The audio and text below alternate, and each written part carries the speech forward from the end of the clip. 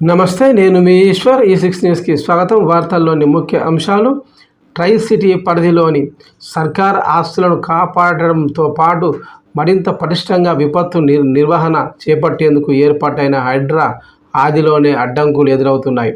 Try city పరిధిలోని సర్కార్ ఆస్తులను కాపాడడంతో పాటు మరింత పటిష్టంగా విపత్తుల నిర్వహణ చేపట్టేందుకు ఏర్పాటైన హైడ్రాకు ఆదిలోని అడ్డంకులు ఎదురవుతున్నాయి. హైడ్రా ఏర్పాటే చట్ట విరుద్ధమని జిహెచ్ఎంసీలోని స్టాండింగ్ కమిటీ కౌన్సిల్ తీర్మానాలు ఏమైనా ఉన్నాయా అని మజ్లిస్ పార్టీ ప్రతినిధులు ప్రశ్నిస్తున్నారు. జిహెచ్ఎంసీ చట్టంలో హైడ్రా ఏర్పాటుకు ఎలాంటి ప్రొవిజన్ లేదని, హైడ్రాను రద్దు చేయాలని డిమాండ్ చేస్తున్నారు.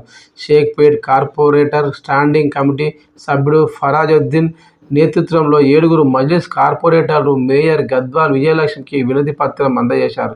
ఈ సందర్భంగా వారు మాట్లాడుతూ జిహెచ్ఎంసీకి ప్రధాన బాస్ మేయరేనని, ఆ పదవికి సమానంగా మరో హోదా లేదని వ్యాఖ్యానించారు. హైడ్రా ఏం చేస్తున్నా ముందుగా సమాచారం మేయర్కి ఇవ్వడం లేదన్నారు.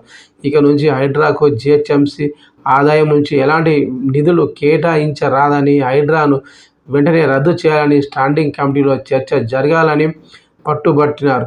ఈ పరిణామము ఎన్ని మలుపులు తిరుగుతుందో మరి వేచి చూడాలి. డిఫెన్స్ యాక్ట్ కింద చిన్న చాలాలు వేసి కోర్టులో చేసే దానికి 2 లక్షలు జరిమానా వసూలు చేశారు. అప్పట్లో 13 కోట్ల వరకు జరిమానాలు వసూలు చేశారు. ఈవీడీఎంను రద్దు చేయాలని తీర్మానం కూడా చేశారు. ఇప్పుడు కూడా హైడ్రాను వ్యతిరేకంగా తీర్మానం చేశారు అన్నది చర్చ జరుగుతుంది.